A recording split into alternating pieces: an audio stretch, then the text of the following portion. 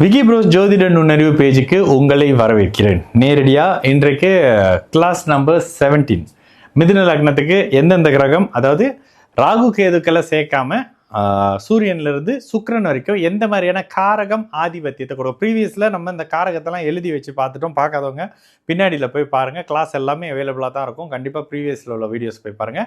காரகம் என்ன, ஆதிபத்தியம் என்ன அப்படின்றத தனித்தனியாக பிரிச்சே சொல்லியிருப்போம். ஸோ இந்த இடத்துல நேரடியாக புதனுடைய மிதுன லக்னத்துக்கு காரக ஆதிபத்திய அமைப்புகளை கிட்டத்தட்ட 7 கிரகங்களுக்கும் பார்த்துடலாம். ராகு கேதுவை தவிர்த்து வாங்க போகலாம்.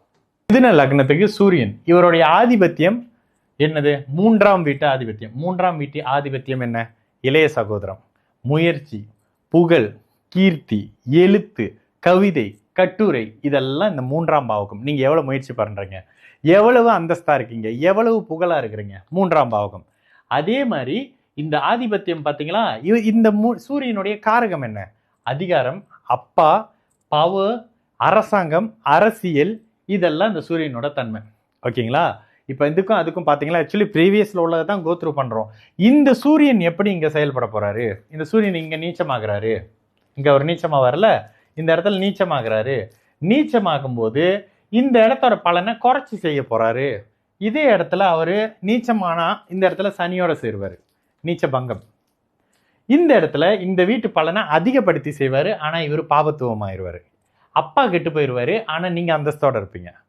அப்பாவுக்கு பிரச்சனை வந்துடும். இந்த இடத்துல சனி தசை வந்தாலும் சூரிய தசை வந்தாலும் சம்பந்தமே படாத ராகு கேது தசை வந்தாலும் அப்பாவுக்கு டிஸ்டர்ப் வந்துடும். ஆனால் உங்களுக்கு இந்த 3ஆம் இடத்தினுடைய நீச்சபங்க அமைப்புகளில் உங்களுக்கு பேரு புகழ் அந்தஸ்து அமைப்பு கிடைக்கும். உங்களுக்கும் இளைய சகோதர அமைப்புக்கும், இது செவ்வாயோடைய தன்மை வச்சுக்கோங்களேன். செவ்வாயோட அமைப்பு வச்சு இளைய சகோதர அமைப்புகளில் முயற்சிகள் பழிக்கக்கூடிய அமைப்புன்னு வரும். இந்த இடத்துல சனியை எடுத்துட்டிங்கன்னா இயல்பாக ஒரு நீச்சம். இந்த இடத்துல கூட குறிப்பாக ஒரு 20 டிகிரி வரைக்கும் அவர் நீச்சம். 16லேருந்து 20 டிகிரி, 16 தான் லாஸ்ட் நீச்சம்னு வச்சுக்கோங்களேன். இந்த இடத்துல இவர் இப்படி வந்துடுறாரு. இந்த இடத்துல 3ஆம் அதிபதி 7ஆம் இடத்துல இருக்காரு. உங்களுடைய இவர் தான் உங்களுக்கு கல்யாணத்தையும் கொடுக்கணும். 3ஆம் அதிபதியில் கல்யாணத்தையும் கொடுக்கணும். இங்கே இருக்கும் போது நல்ல திருமண அமைப்புகளை கொடுக்க போறாரு. ஒரு வேலைங்க, இது ஒரு மிதுன லக்னக்காரங்களுக்கு நல்ல கல்யாண வாழ்க்கை அமைஞ்சிருச்சுங்க. குரு இங்கே இருப்பாரு, இல்லை குரு இங்கே இருப்பாரு, விதி விலக்கே இல்லை. இங்கே குரு இங்கே இருந்தாருன்னா நட்பு ஸ்தானத்தில் லாபத்தில் இருக்காரு. ஆனால் இதை விட அதிநட்பு ஸ்தானத்தில் லக்னத்துக்கு 3ஆம் இடத்துல இவர் மாரகாதிபதி லக்னத்துக்கு 3ல் மறைஞ்சு இங்கேருந்து இந்த வீட்டை பார்க்கும்போது 7ஆம் பாவகத்தை கடுமையான நல்ல பலனை செய்வார். ஓகேங்களா? இதுக்கப்புறம் அவர் பௌர்ணமி சந்திரனா இருக்காரா, எப்படி இருக்காருன்னு பார்த்துங்க.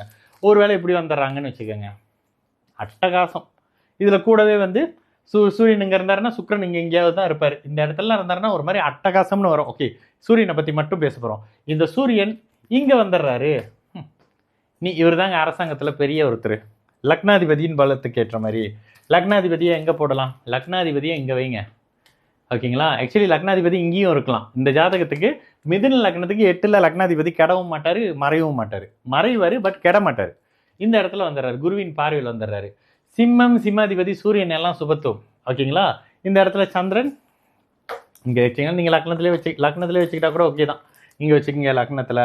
வேறு இங்கே சுக்கிரனை கிட்டத்தட்ட இங்கே நீங்கள் 12ல் இப்படி போட்டாலும் சரி, இங்கே உச்சமாக போட்டாலும் சரி, இல்லை இங்கே கூடவே போட்டாலும் சரி, இந்த அமைப்புகளில் அரசாங்கம் அரசியல் சார்ந்த இடத்துல ஏதோ ஒரு மிகப்பெரிய அமைப்பில் அக்கௌண்ட்ஸ் மேனேஜராக இருக்கிறாருங்க, பெரிய கம்பெனிங்க, அக்கௌண்ட் மேனேஜர், இவர் தான் அக்கௌண்ட் மேனேஜர். இதே இடத்துல இந்த குரு ஒரு வேளைங்க, இந்த குரு இப்படி வந்துட்டாருன்னா இவரே டீச்சிங் கோச்சிங்னு போயிடுறாரு, கவர்மெண்ட் டீச்சருங்க. ஓகேங்களா? இதே குரு இங்கே வந்துடுறாரு, சுக்கிரன் தான். இந்த மாதிரியான அமைப்புகளில் பாருங்க. ஓகே, ஒருவேளை இப்படி வந்துட்டு சந்திரன் இப்படி வந்துடுறாரு, இல்லை இப்படி வந்துடுறாருன்னு வச்சுக்கோங்க. இதில் இன்னொன்று போடுவோம். இப்படி போட்டுட்டீங்கன்னு வச்சுக்கோங்க. இப்படி போட்டால் இந்த ஜாதகர் ஹோட்டலு கீட்டலு ரிசார்ட்டுன்னு அடித்து தூள் கிளப்பிக்கிட்டு இருப்பார். ஏன்றதை யோசிச்சு சொல்லுங்கள். என்ன காரணமாக இருக்கும் ஒரு ஹோட்டல் கிட்டல் ரிசார்ட்லாம் பண்ணணுன்றதுக்கு? இந்த ஒரு செவ்வாய் போட்டோன்னே ஏன் அங்கே ஹோட்டல் வந்துச்சு, ஏன் ரிசார்ட் வந்துச்சு? இந்த வீடு கொடுத்தவனு உச்சமாக இருக்கிறாரு.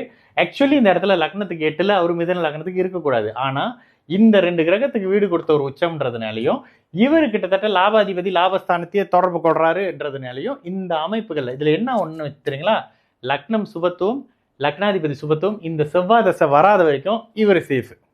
செவ்வாய் தசை வந்துருச்சுங்க, நோயை கொடுப்பாரு. முதல்ல நோயை தான் கொடுப்பாரு. இந்த கடன் அமைப்புகளோ பிரச்சனை மாட்டேங்கிற அதெல்லாம் இல்லை. இந்த செவ்வாய் வந்த உடனே நோயை கொடுப்பாரு. 7 வருஷம் நீங்கள் செவ்வாயோட அமைப்பில் நோய், சர்ஜரி, ஆக்சிடென்ட், விபத்துன்னு மருத்துவமனை வாசல்லையே இருப்பீங்கன்னு வச்சுக்கோங்களேன். இது ஒன்றை தவிர்த்து இந்த இடம் இந்த இந்த இந்த தன்மை வந்து மிகப்பெரிய யோக பலனை செய்யும். இந்த தசைகள்ல சூரிய தசை, சுக்கர தசை, சூரிய தசை இந்த மாதிரியான அமைப்புகள்ல வந்ததுன்னா, ஏன்னா லக்னம் லக்னாதிபதி சுபத்துவமா இருக்காங்க, மிச்ச கிரகம் போடல.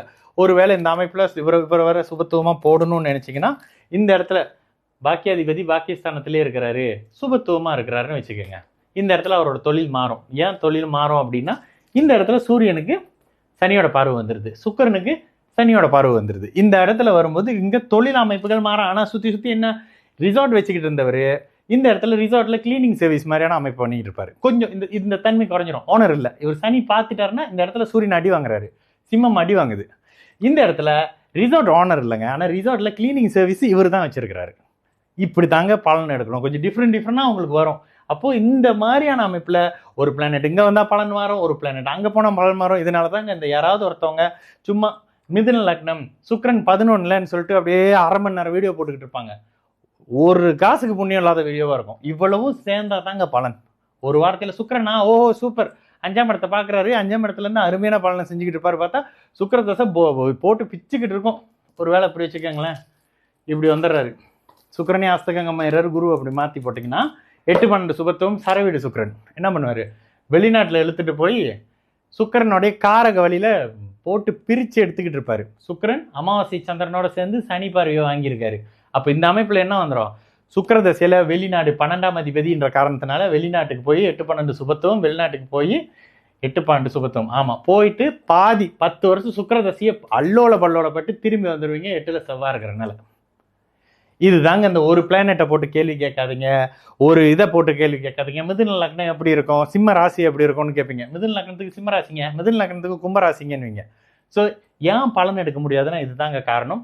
ஒரு சூரியனுடைய தன்மையை அவ்வளோ தூரம் பார்த்துட்டோம். அடுத்த கிளிப்ல நம்ம சந்திரனுடைய அமைப்பு எங்கெல்லாம் இருக்கலாம், எங்க இருக்கக்கூடாது இருக்கலாம், அது இல்லை எங்க இருந்தா என்னத்தை பண்ணுவாங்கன்றத இந்த வீடியோல பார்க்கலாம்.